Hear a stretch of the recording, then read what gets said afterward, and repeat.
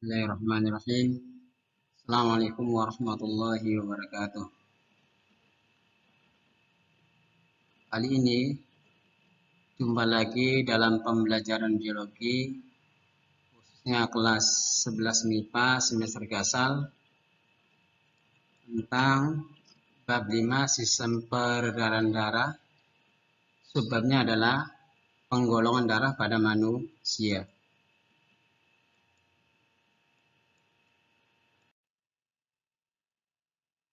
Kita ketahui bahwa golongan darah manusia itu ada beberapa sistem. Yang pada dasarnya sistem penggolongan darah tersebut dibedakan menjadi 3 macam. Yang pertama adalah sistem A, B, AB dan 0 atau O di sini. Yang kedua adalah sistem resus, yaitu RH. Nanti ada 2, ada RH positif, ada RH negatif. Yang ketiga adalah sistem MN. Nanti ada golongan darah M, N, dan MN. Dan di Indonesia sendiri barangkali yang digunakan adalah sistem nomor 1 dan nomor 2. Yaitu sistem AB dan O, dan sistem RH atau resus. Nah, tentu penggolongan darah ini sangat bermanfaat untuk proses namanya transfusi darah. Nah, sekarang kita lihat golongan darah manusia. Nah, salah satu sistem golongan darah manusia. Nah, oleh ilmuwan Karl Steiner dan Donat tahun 1900, nah, didasarkan ada tidaknya aglutinogen, maka golongan darah manusia ada 4, yaitu ada golongan darah A, B, AB, dan 0. Nah, kita lihat di sini tabel penggolongan darah manusia. Yang dilihat ada tidaknya aglutinogen. Golongan darah A itu memiliki aglutinogen A. Aglutininnya adalah beta. Golongan darah B memiliki aglutinogen B, aglutininnya alfa. Golongan darah AB memiliki aglutinogen A dan B, tidak memiliki aglutinin. Sementara golongan darah O, dia tidak memiliki aglutinogen, tapi punya aglutinin alfa dan beta. Jadi sini tidak nampakkan ini alfa dan beta.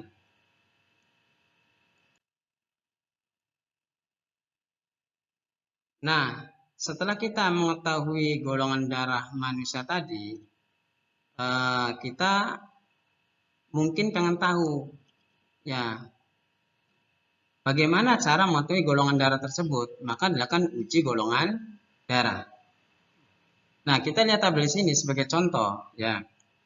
Nanti ada istilah aglutinogen dan aglutinin, atau di sini anti, ya, anti aglutinin itu. Nanti ada anti A, anti B, ya. Nah, Ari misalnya di sini, ya. Ya, ketika sampel darahnya diambil, ada 2 sampel, ya, ada 2 sampel darah, ya, ditaruh di kaca objek, ya. Ketika sampel pertama misal dikasih anti A ternyata positif, artinya menggumpal, terjadi penggumpalan. Dikasih anti B ternyata negatif, artinya tidak terjadi penggumpalan, maka golongan darah Ari adalah A. Beta dikasih anti A negatif, artinya tidak terjadi penggumpalan. Dikasih anti B positif, artinya terjadi penggumpalan, maka beta adalah golongan darah B. Cici dikasih anti A positif, dikasih anti B positif, hanya terjadi penggumpalan, maka Cici adalah golongan darah AB. Sementara Budi di sini, ya, dikasih anti A negatif, dikasih anti B negatif, artinya tidak terjadi penggumpalan, maka Budi adalah golongan darah O. Nah, tentu ini perlu praktikum uji golongan darah dengan alat dan bahan yang harus dipersiapkan.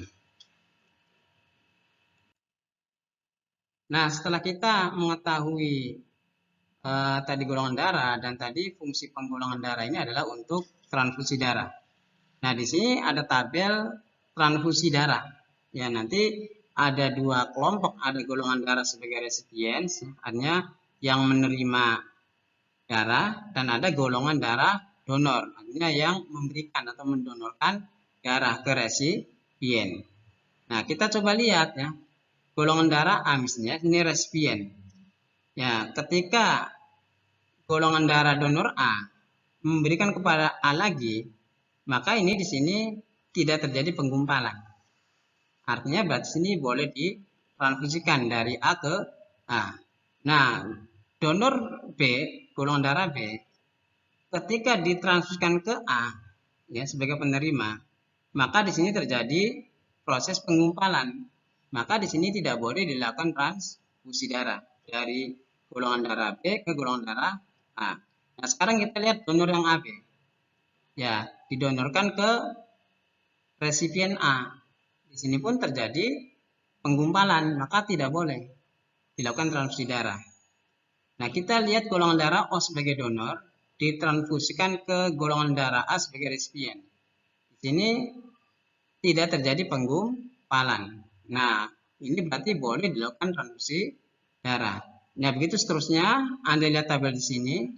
Nah, dari semua kasus transfusi darah di sini, golongan darah AB kalau kita lihat itu ketika dikasih golongan darah A, dikasih golongan darah B, golongan darah AB dan O, tidak terjadi penggumpalan darah. Artinya AB secara teori ini bisa menerima semua golongan darah. Sehingga golongan darah AB ini disebut dengan resipien universal. Nah, sementara kita lihat golongan darah O nih. Golongan darah O itu bisa memberikan ya sebagai pendonor ke resipien dari golongan darah A, B, AB dan O. Ya di sini ya. Artinya golongan darah A bisa mendonorkan ya darahnya ke semua golongan darah. Maka golongan darah O disebut dengan donor universal. Nah, tentu masalah transfusi darah artinya tidak sembarangan juga diutamakan yang sejenis ya golongan darahnya.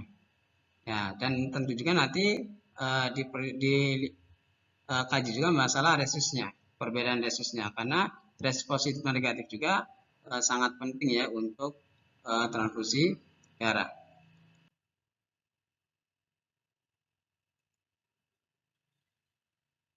Nah, kesimpulannya tadi ya, dari transfusi darah ada istilah resipien. Resipien adalah orang yang menerima darah. Ada juga istilah donor. Nah, ini adalah orang yang memberi darah. Nah, tadi juga disampaikan bahwa golongan darah AB merupakan resipien universal. Dan yang terakhir nanti adalah golongan darah 0 atau O merupakan donor universal. Ya. Nah, untuk lebih jelasnya, ya, mengapa kan demikian? Ya, masalah transfusi darah tadi ada penggumpalan dan tidak penggumpalan.